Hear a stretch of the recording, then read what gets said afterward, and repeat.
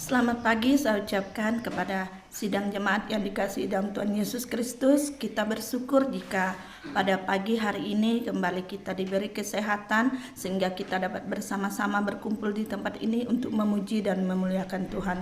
Sebelum jauh kita masuk dalam hadirat Tuhan, mari kita persiapkan hati dan pikiran kita agar kita layak untuk memuji Tuhan. Kita ambil sikap saat teduh. Saat teduh dimulai. Sebab Allah berfirman, pada waktu aku berkenan, aku akan mendengarkan engkau, dan pada hari aku menyelamatkan, aku akan memandang engkau. Sesungguhnya waktu ini adalah waktu perkenaan itu. Sesungguhnya hari ini adalah hari penyelamatan itu. Amin. Saat teduh selesai. Kita rindu untuk memberi hormat kepada Allah karena dialah yang layak untuk kita beri hormat dan pujian. Kita buka buku pujian kita nomor 10. Buku pujian nomor 10.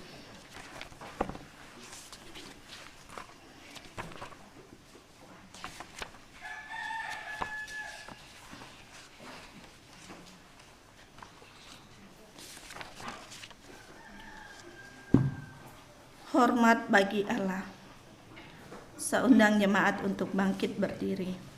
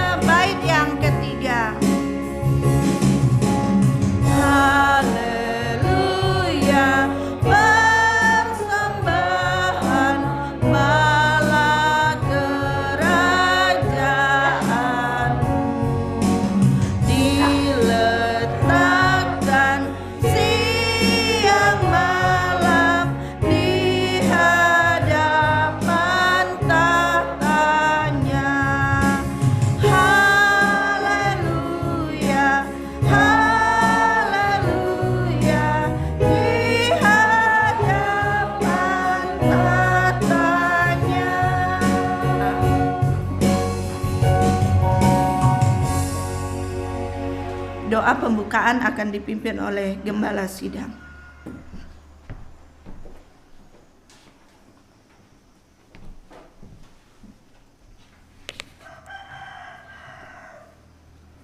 Bapa di sorga, kami datang mengucap syukur kepadamu Tuhan atas kasih, penyertaan, dan berkat-berkat yang Tuhan curahkan dalam kehidupan kami. Terima kasih pagi hari ini Engkau memberi kesempatan bagi setiap kami untuk dapat datang beribadah kepada Tuhan. Kami serahkan seluruh rangkaian ibadah ini dalam pimpinan-Mu. Biarlah ibadah ini boleh memuliakan Tuhan.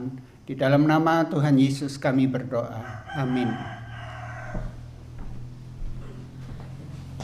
Terima kasih untuk hambanya. Jemaat saya persilakan duduk kembali.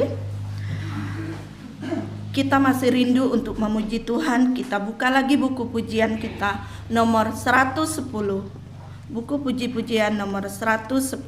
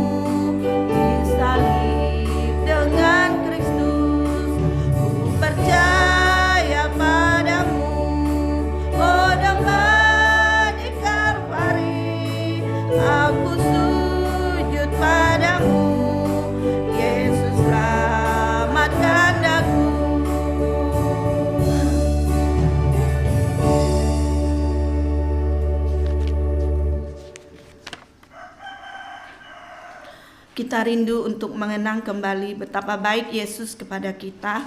Dia menggantikan kita di kayu salib, menebus setiap dosa-dosa kita. Untuk itu kita memuji Tuhan kembali. Kita buka buku pujian kita nomor 56, Kisah Salib Yesus.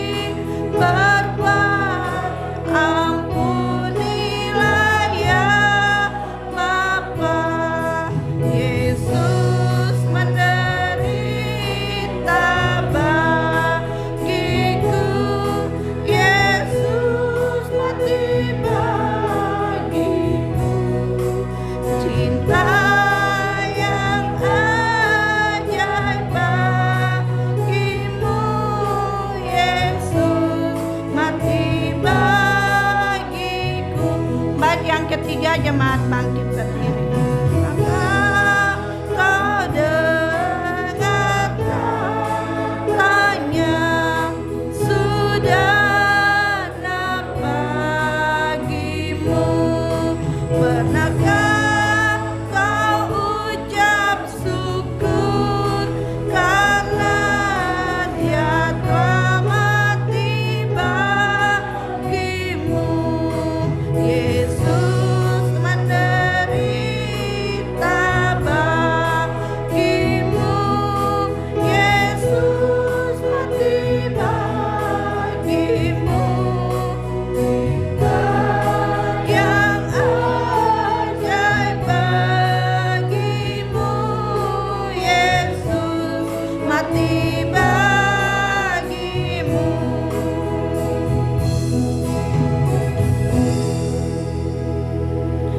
Sebagai orang yang percaya, kita akan bersama-sama mengikrarkan pengakuan iman rasuli. Pengakuan iman rasuli. Aku percaya kepada Allah, Bapa yang Maha Kuasa, Khalik langit dan bumi, dan kepada Yesus Kristus, anaknya yang tunggal Tuhan kita, yang dikandung daripada Roh Kudus, lahir dari anak darah Maria, yang menderita sengsara di bawah pemerintahan Pontius Pilatus, disalibkan, mati, dan dikuburkan, turun ke dalam kerajaan maut. Pada hari yang ketiga bangkit pula dari antara orang mati, naik ke surga, duduk di sebelah kanan Allah, Bapa yang Maha Kuasa, dan dari sana Ia akan datang untuk menghakimi orang yang hidup dan yang mati. Aku percaya kepada Roh Kudus, gereja yang kudus dan am, persekutuan orang kudus, pengampunan dosa, kebangkitan daging, dan hidup yang kekal. Amin. Jemaat, saya persilakan untuk duduk kembali. Kita masih rindu memuji Tuhan. Kita buka lagi buku pujian kita nomor 174.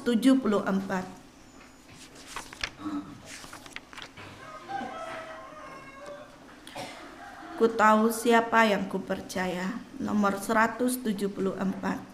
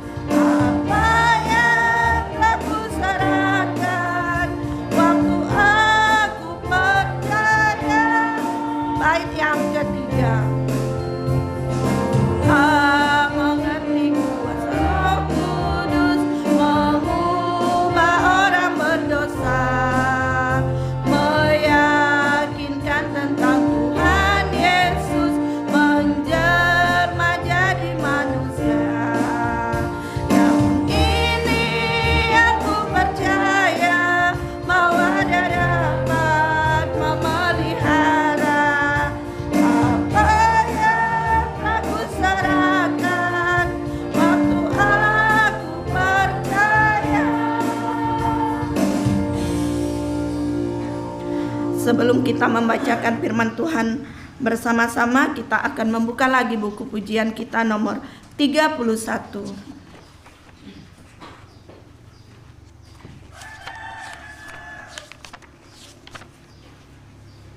Hatiku selalu rindu akan Yesus.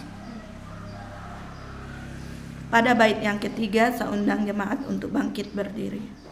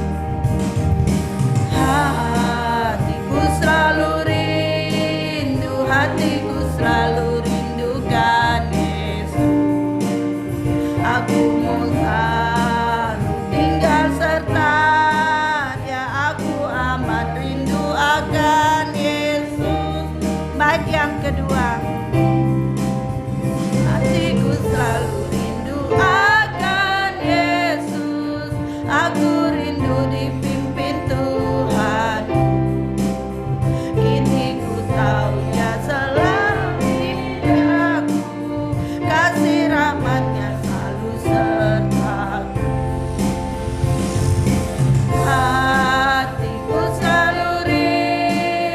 Hatiku selalu rindukan Yesus. Aku mau selalu tinggal serta Dia. Aku amat rindu akan Yesus. Bait yang ketiga, jemaat bangkit berdiri.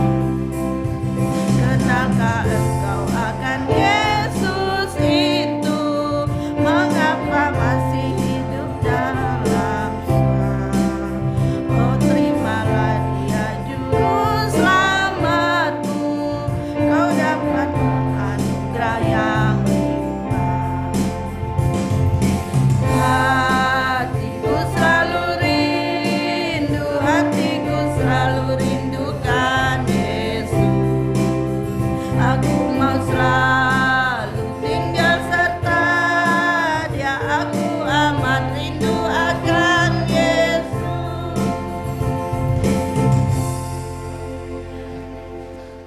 Kita akan membacakan firman Tuhan yang terdapat dalam Kisah Para Rasul pasalnya yang ke-20 ayat 17 sampai 38.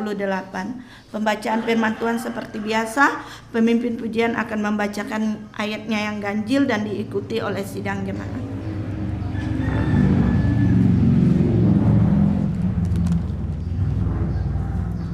Kisah Para Rasul pasalnya yang ke-17, pasalnya yang ke-20 ayat 17 sampai 38. Bunyi firman Tuhan.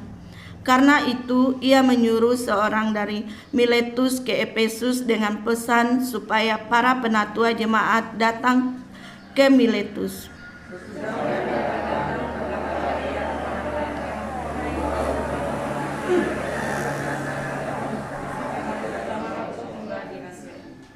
Dengan segala rendah hati aku melayani Tuhan. Dalam pelayanan itu aku banyak mencucurkan air mata dan banyak mengalami pencobaan dari pihak orang Yahudi yang mau membunuh aku.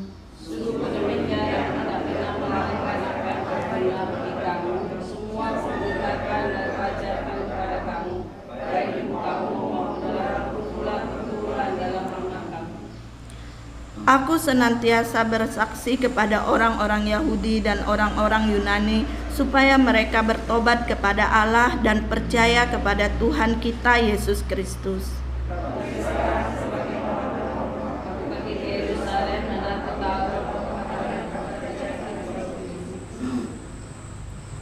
Selain daripada yang dinyatakan Roh Kudus dari kota ke kota kepadaku, bahwa penjara dan sengsara menunggu aku.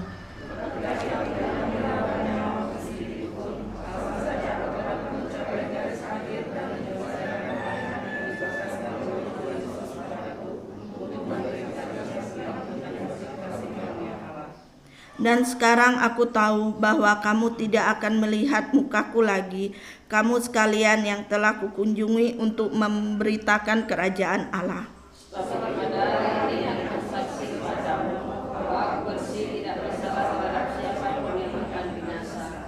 Sebab aku tidak lalai memberitakan seluruh maksud Allah kepadamu.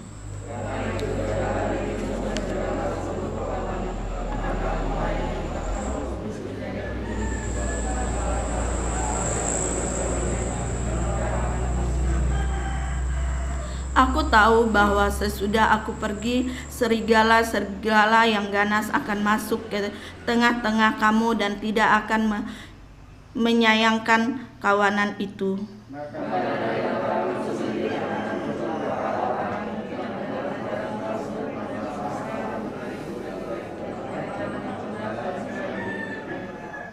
Sebab itu berjaga-jagalah dan ingatlah bahwa aku 3 tahun lamanya siang malam dengan tiada henti-hentinya menasehati kamu masing-masing dengan mencucurkan air mata.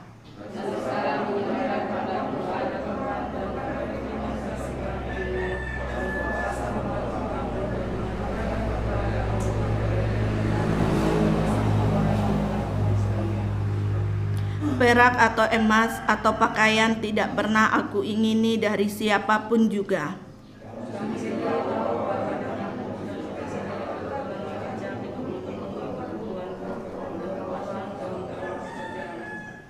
Dan dalam segala sesuatu telah kuberikan contoh kepada kamu, bahwa dengan bekerja demikian kita harus membantu orang-orang yang lemah dan harus mengingat perkataan Tuhan Yesus. Sebab ia sendiri telah mengatakan, adalah lebih berbahagia memberi daripada menerima.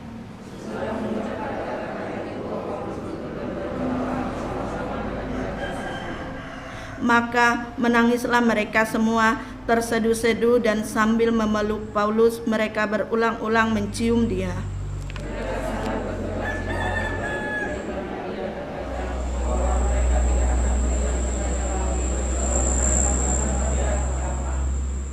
Sekian pembacaan firman Tuhan. Jemaat saya persilakan untuk duduk kembali. Berbahagia kita yang selalu merenungkan firman Tuhan dalam setiap langkah hidup kita.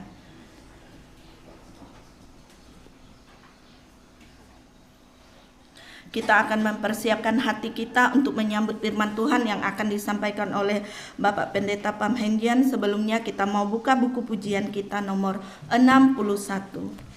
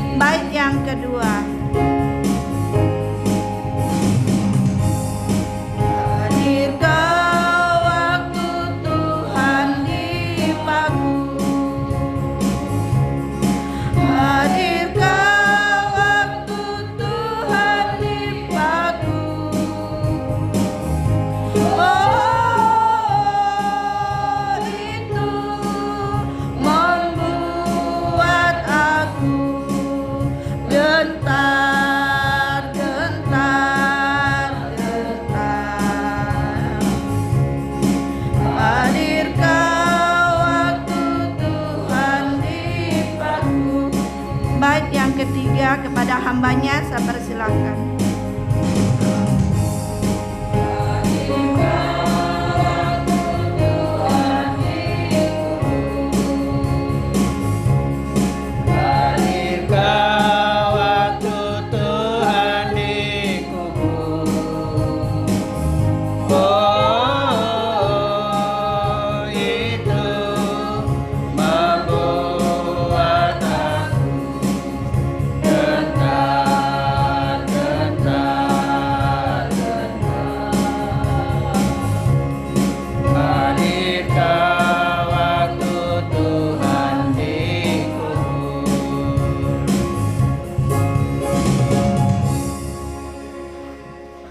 Kita masuk dalam doa. Bapa di sorga, terima kasih kami boleh memanjatkan pujian kehadirat-Mu. Biarlah pujian yang telah kami sampaikan boleh berkenan di hati Tuhan. Saat ini kami juga rindu untuk belajar dari kebenaran firman-Mu.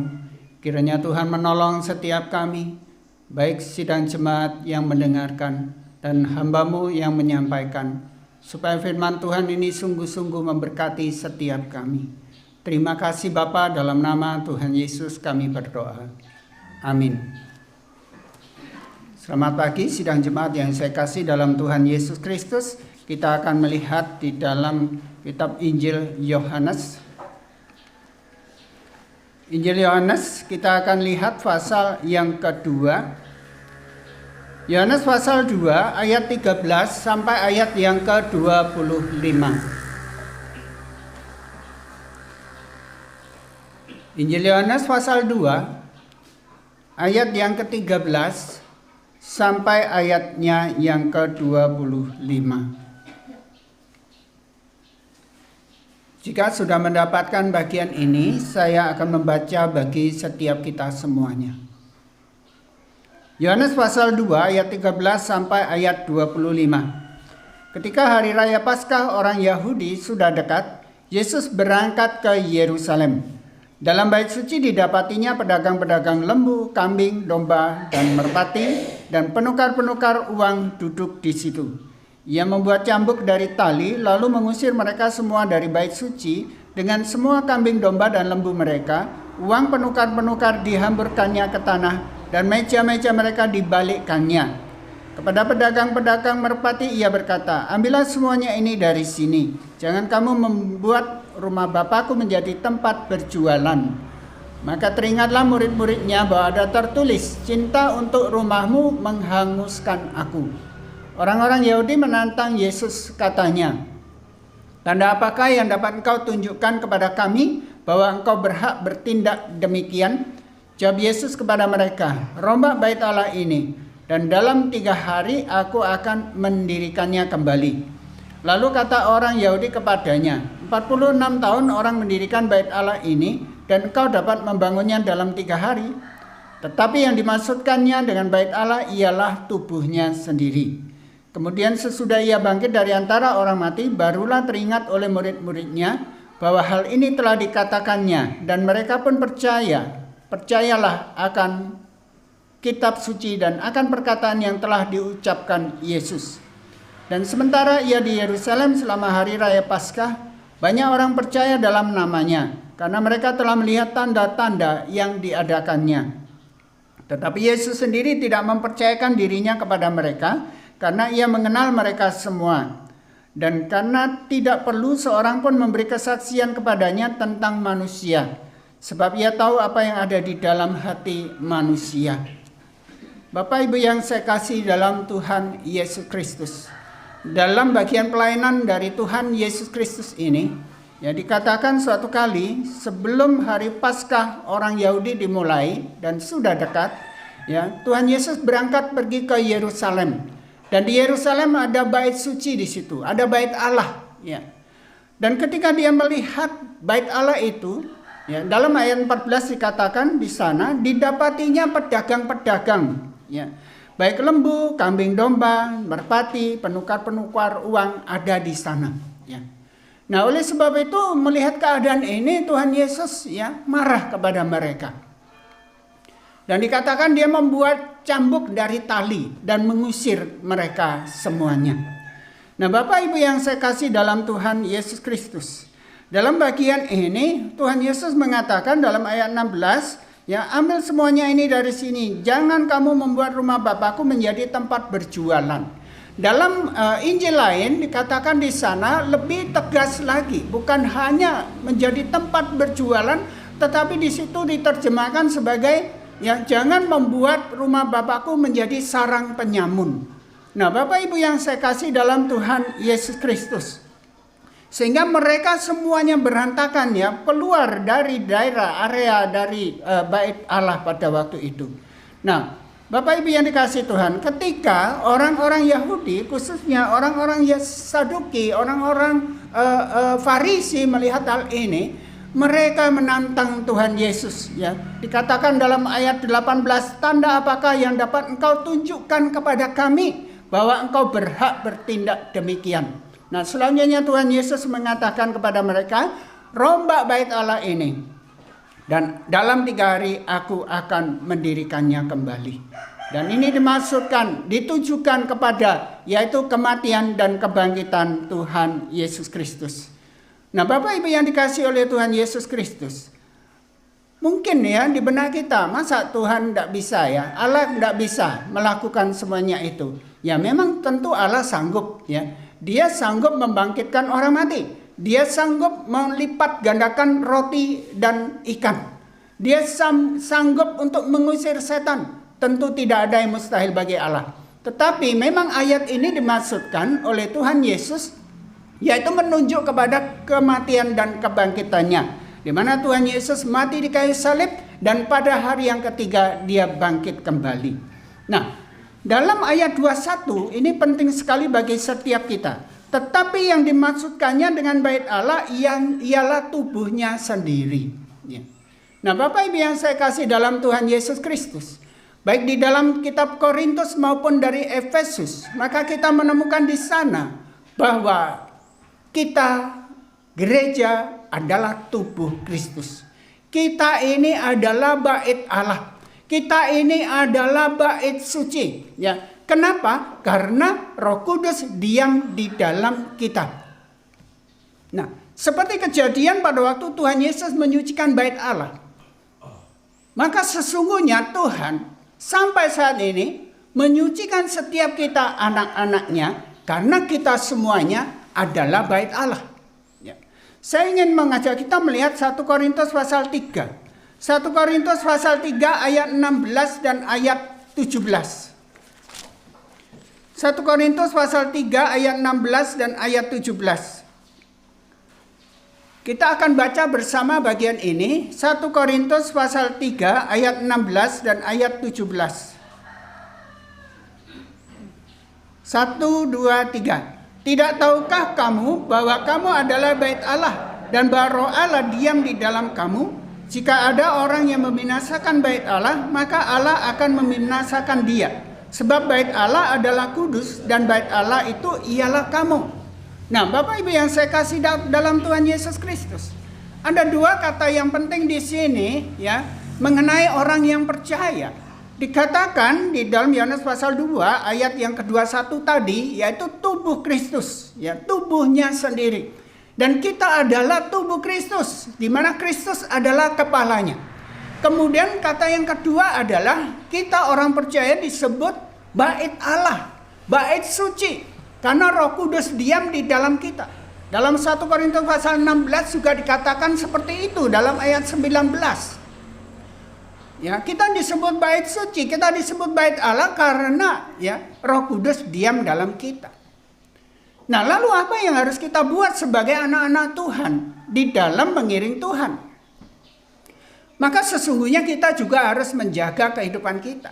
Jangan sampai kita seperti kejadian pada waktu Yohanes pasal 2 ayat 13 sampai 25.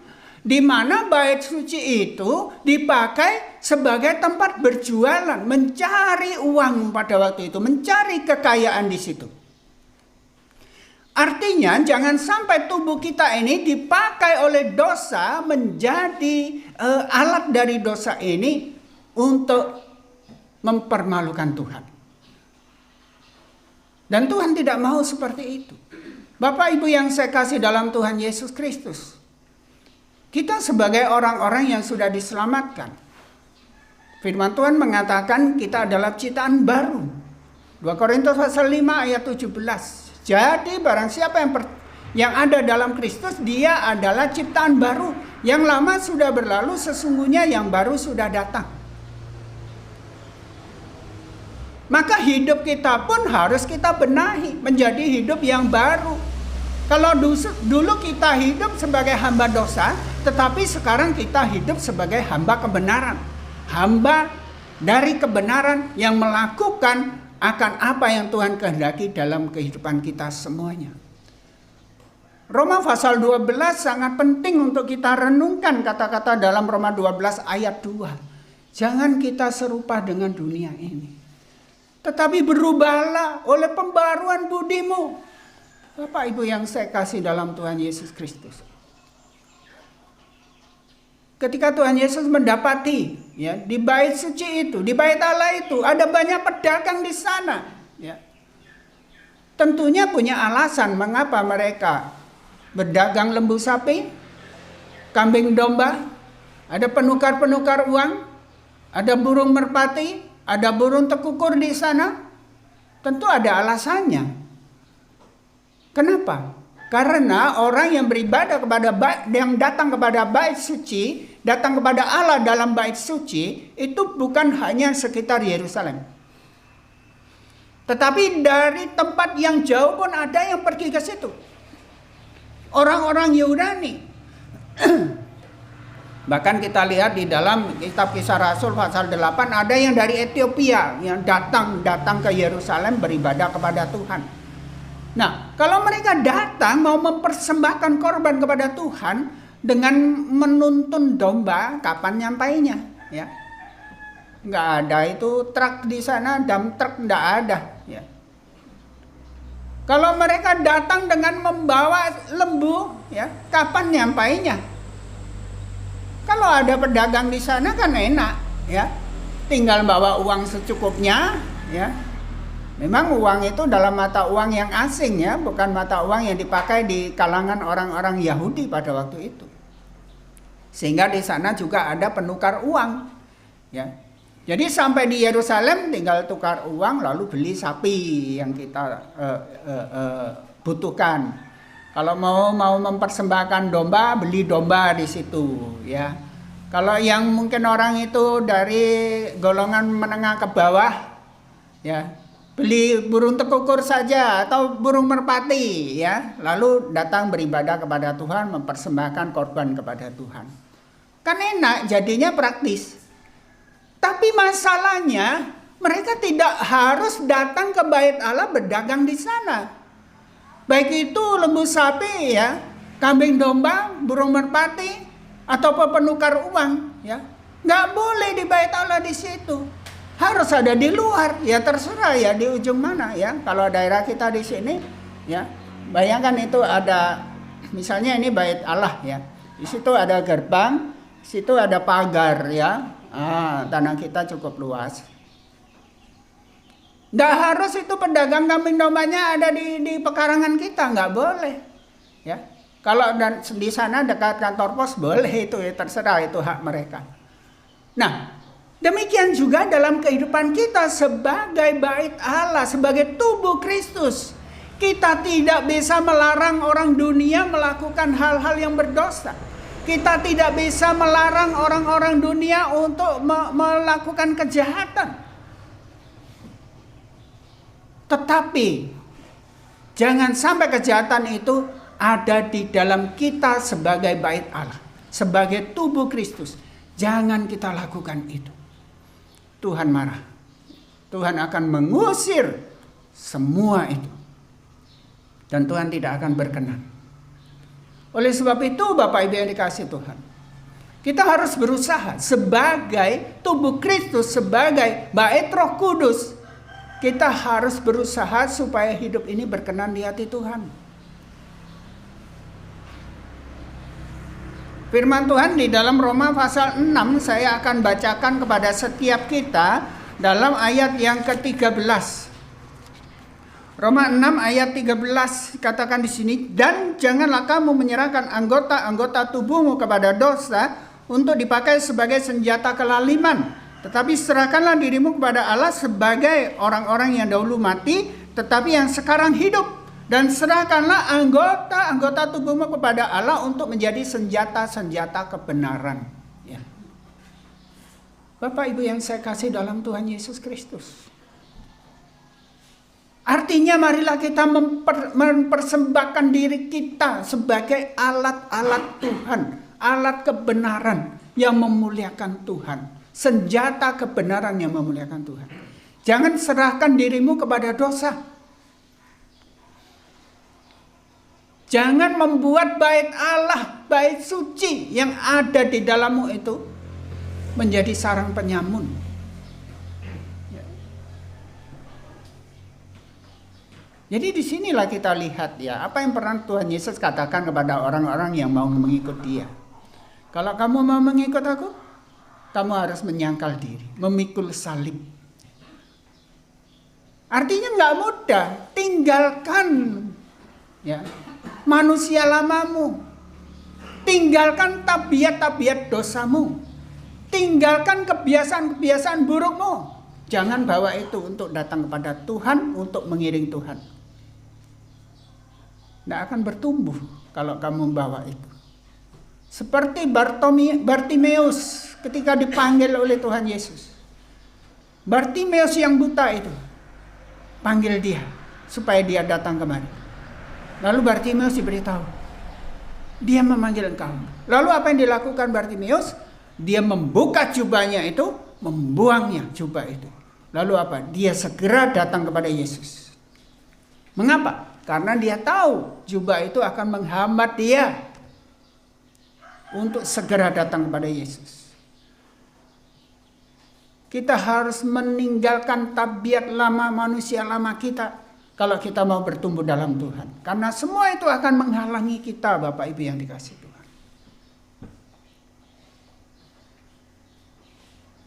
Nah, kembali kepada nas firman Tuhan.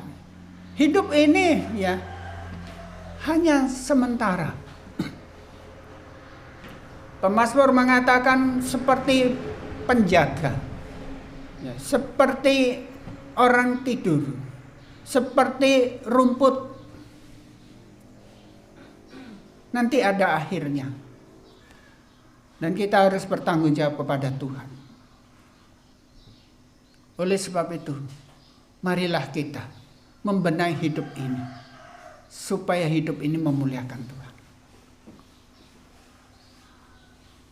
Sebagai penutup saya ingin bacakan di dalam 1 Korintus pasal 6 ayat 19 dan ayat yang ke-20. Ya, supaya menjadi satu pedoman bagi kita semuanya, supaya kita hidup untuk memuliakan Dia yang sudah menebus kita dari dosa. 1 Korintus 6 ayat 19 dan 20. Atau tidak tahukah kamu bahwa tubuhmu adalah bait Roh Kudus yang diam di dalam kamu? Roh Kudus yang kamu peroleh dari Allah, dan bahwa kamu bukan milik kamu sendiri. Sebab kamu telah dibeli dan harganya telah lunas dibayar. Karena itu muliakanlah Allah dengan tubuhmu. Muliakanlah Allah dengan tubuhmu. Ya. Jadikanlah tubuhmu yang bait Allah itu untuk memuliakan Tuhan. Bukan untuk menjadi alat dosa, alat kejahatan. Tapi jadilah alat kebenaran yang memuliakan Tuhan. Kiranya firman Tuhan pada pagi hari ini sungguh-sungguh memberkati setiap kita semuanya. Mari kita berdoa. Terima kasih Bapa atas firman-Mu yang telah kami baca, kami renungkan pada pagi hari ini. Tuhan ampuni kami jika selama ini kami tidak sungguh-sungguh di dalam membenahi kehidupan kami sebagai bait Roh Kudus, sebagai bait Allah, di mana Engkau ada diam di dalam kami. Kami seringkali mencemari akan tubuh kami ini dengan perbuatan-perbuatan yang tak berkenan di hati Tuhan. Kiranya Engkau ampuni kami Tuhan, dan tolonglah kami supaya firman Tuhan yang kami dengar pada pagi hari ini sungguh-sungguh menjadi pedoman dalam hidup kami untuk hidup memuliakan Tuhan. Terima kasih Bapa. Sebentar kami akan melaksanakan perjamuan kudus. Kiranya Tuhan memberkati setiap kami. Di dalam nama Tuhan Yesus kami berdoa dan mengucap syukur. Amin. Selanjutnya kita akan melaksanakan perjamuan kudus. Bagi petugas meja perjamuan silakan untuk mempersiapkan roti dan anggur. Dan sidang jemaat yang telah menerima baptisan silakan untuk bangkit berdiri. Kita akan buka pujian nomor 54 sambil kita menerima roti dan anggur.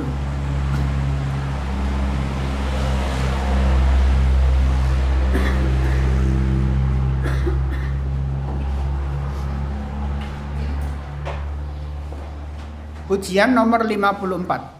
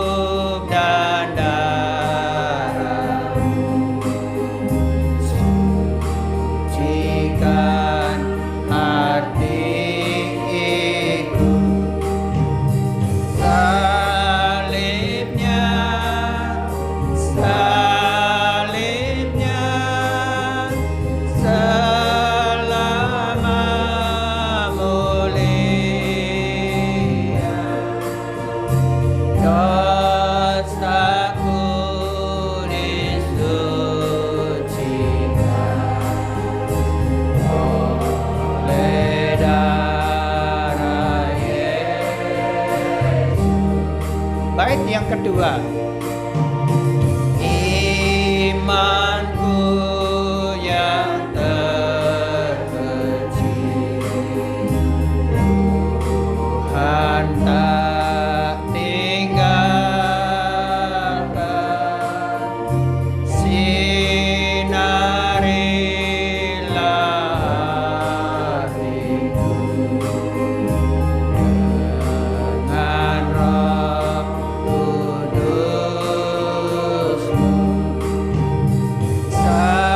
Salibnya, salibnya, selama mulia. Dosaku disucikan.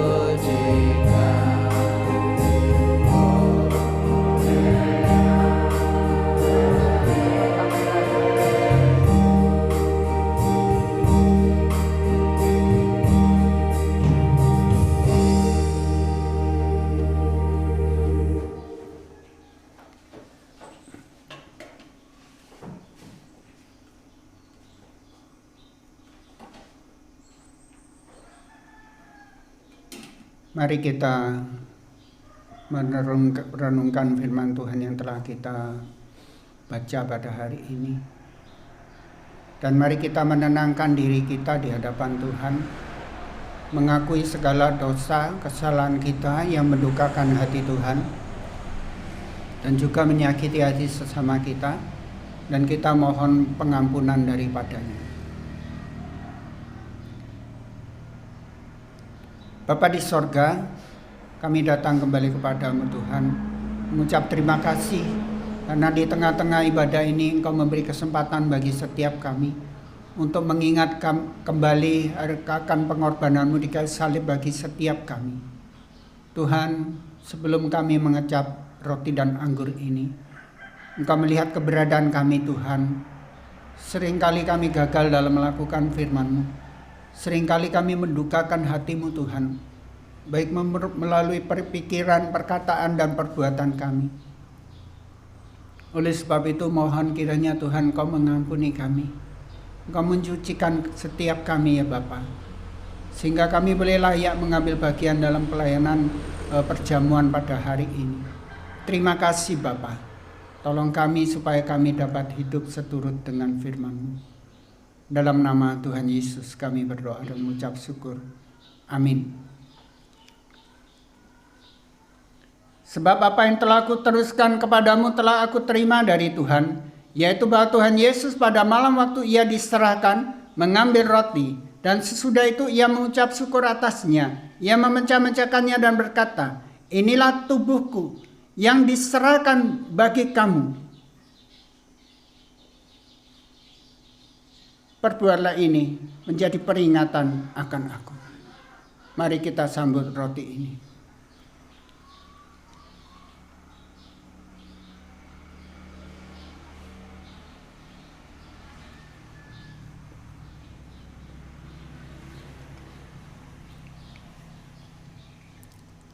Demikian juga Ia mengambil cawan sesudah makan lalu berkata, "Cawan ini adalah perjanjian baru yang dimeteraikan oleh darahku. Perbuatlah ini setiap kali kamu meminumnya menjadi peringatan akan aku." Dengan mengenang Kristus yang mati bagi kita, kita sambut anggur ini.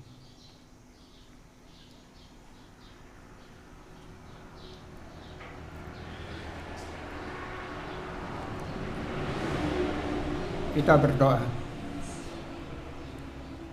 Kembali kami mengucap syukur kepadamu Tuhan, atas kesempatan yang Kau berikan melalui perjamuan kudus hari ini.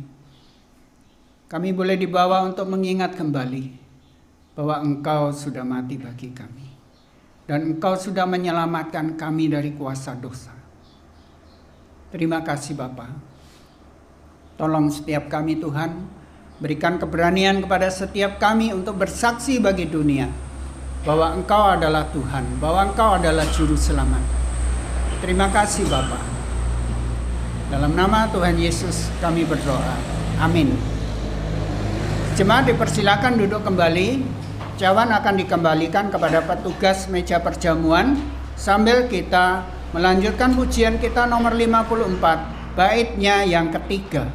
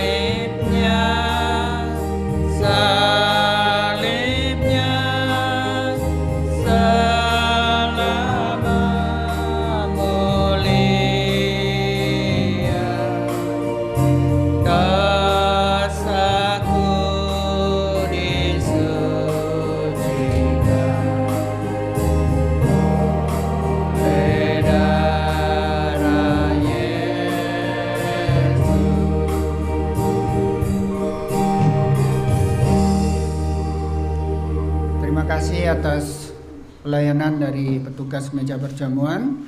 Waktu selanjutnya saya serahkan kepada pemimpin pujian.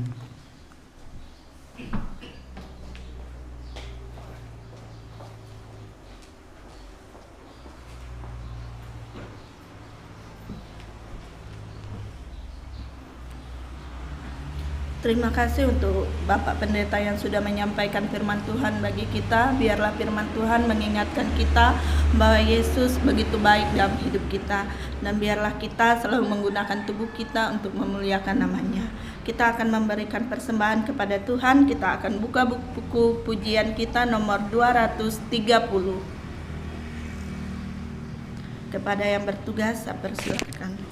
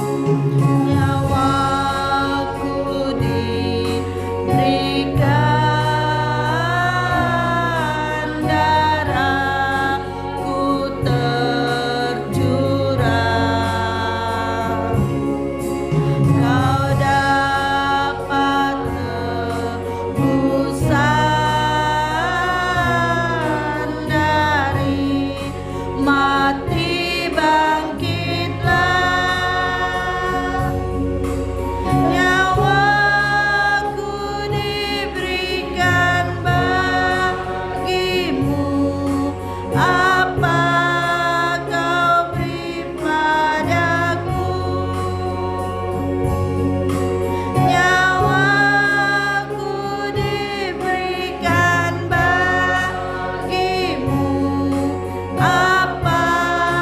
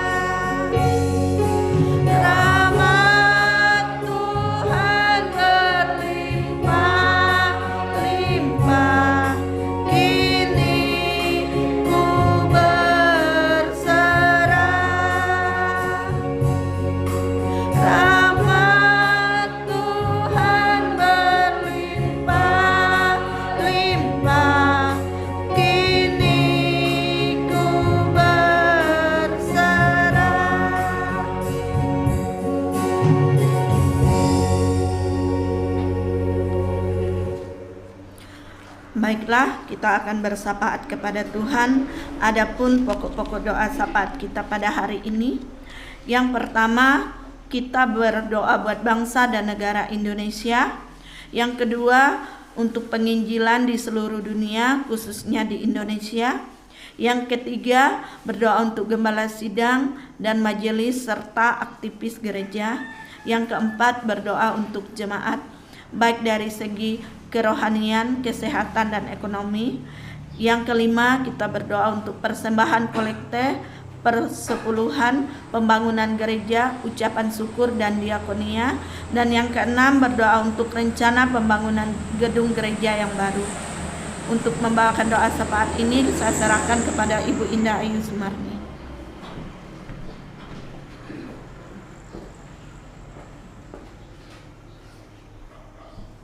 Mari jemaat kita bersama-sama berdoa. Segala ucapan syukur kami naikkan di hadapan-Mu ya Tuhan. Jikalau pada pagi hari ini kami berkesempatan untuk duduk bersama memuji memuliakan Tuhan, kami boleh mendengarkan akan kebenaran firman Tuhan, dan kami juga boleh mengikuti perjamuan Tuhan yang mengingatkan kepada kami betapa besarnya kasih Allah bagi kami semuanya. Dan ajarlah kepada kami ya Tuhan, untuk kami boleh sungguh-sungguh hidup di dalam Tuhan, mentaati, melakukan akan seluruh perintah Tuhan. Tuhan Yesus, kami datang padamu pada pagi hari ini, kami menyerahkan ke setiap pergumulan kami pada tangan kasih Allah. Kami datang bersama dengan bangsa dan negara Indonesia. Tuhan, kami mohon supaya Engkau boleh berbelas kasihan bagi bangsa dan negara kami ini. Kami bersyukur karena pertolongan Tuhan tidak pernah meninggalkan akan bangsa ini. Karena pertolongan-Mu kami semuanya tetap sehat dan kami ada sampai dengan hari ini. Kami terus menyerahkan akan bangsa ini pada tangan kasih Allah. Menyerahkan presiden dan wakilnya, seluruh menteri, aparatur negara, TNI, Polri, mereka yang menjaga akan bangsa ini. Tuhan menolong dan Tuhan memberkati mereka. Tuhan berikan hikmat bijaksana sehingga mereka dapat menjalankan roda pemerintahan ini dengan takut kepada Tuhan. Terima kasih ya Tuhan, kami terus berdoa untuk segala pergumulan yang ada di dalam bangsa ini, baik itu bencana alam, baik itu virus corona. Kami mohon supaya Tuhan boleh menolong kami. Kami bersyukur karena pertolongan Tuhan nyata dalam kehidupan berbangsa dan bernegara kami. Tuhan Yesus, kami datang kepadamu pada hari ini. Kami juga terus berdoa untuk setiap jemaat-jemaat sekalian. Bersyukur atas kasih-Mu ya Tuhan. Engkau memberikan pertolongan bagi kami, Engkau memberikan berkat bagi kami, sehingga pada hari ini kami boleh datang kepada Tuhan dengan ucapan syukur. Kami terus menyerahkan akan kesehatan kami semua pada tangan kasih Allah. Mohon supaya Allah boleh memberikan yang kesehatan yang baik bagi kami, menjaga dan memberikan perlindungan kami. Terima kasih ya Tuhan. Kami juga berdoa untuk anak-anak Tuhan, jemaat yang Tuhan yang saat ini tidak hadir karena mereka sudah lanjut usia. Tuhan menolong dan melawat akan mereka, baik itu untuk Nenek Tia, untuk Opung Panjaitan, untuk Ibu Petrus Lai, untuk Ibu Silain, juga saudara-saudari kami yang lainnya ya Tuhan, yang tidak hadir bersama-sama dengan kami. Kami mohon supaya Engkau boleh tetap menolong akan kehidupan dan masa tua mereka. Kami juga berdoa untuk mereka yang tidak hadir karena mereka sakit. Biar Tuhan Kau boleh berbelas kasihan dan Tuhan boleh menjamahkan mereka, sehingga mereka dipulihkan dan beri kesempatan untuk mereka boleh datang memuji memuliakan Tuhan bersama-sama dengan kami di tempat ini. Terima kasih ya Tuhan. Kami juga berdoa untuk majelis gereja, untuk aktivis gereja. Kami mohon supaya Tuhan juga menolong. Kami bersyukur karena mereka melayani bersama-sama dengan kami. Dan biarlah Tuhan mereka boleh tetap bergandengan tangan untuk melakukan pekerjaan Tuhan, sehingga nama Tuhan ditinggikan dan dimuliakan. Terima kasih ya Tuhan. Berkati akan mereka sekalian. Berkati akan rumah tangga mereka, sehingga mereka tidak berkekurangan, tetapi mereka boleh mengucap syukur karena setiap berkat-berkat daripada Tuhan. Tuhan Yesus, kami datang kepadamu pada hari ini. Kami mau menyerahkan rencana pembangunan gedung gereja. Kami mohon supaya kalau Engkau menghendaki, biarlah pembangunan ini boleh berjalan tepat pada waktunya nanti, dan kami boleh memakai akan gereja yang baru dengan penuh ucapan syukur dan penuh pujian di hadapan Tuhan. Terima kasih ya Tuhan. Berkati akan panitia yang ada, Berkati akan setiap mereka majelis gereja, sehingga mereka boleh bersama-sama memikirkan, melaksanakan akan rencana pembangunan gereja ini. Terima kasih ya Tuhan. Kami juga terus berdoa untuk perkembangan TK Makedonia Bodok. Kami mohon supaya Tuhan juga menolong dan Tuhan memberkati. Dan biarlah TK ini boleh terus melayani pekerjaan Tuhan lewat pelayanan anak-anak, juga orang tua, wali murid yang ada di sekolah kami ini. Terima kasih ya Tuhan.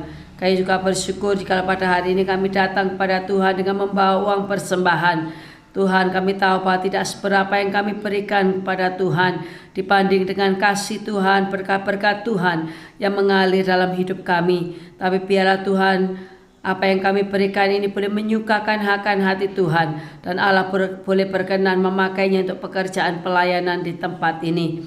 Berkati akan setiap kami yang sudah memberikan dengan penuh sukacita, dengan penuh kerelaan. Terima kasih ya Bapa, di dalam nama Tuhan Yesus Kristus kami berdoa. Amin. Terima kasih untuk Ibu Indah. Sebelum kita menutup ibadah kita pada hari ini,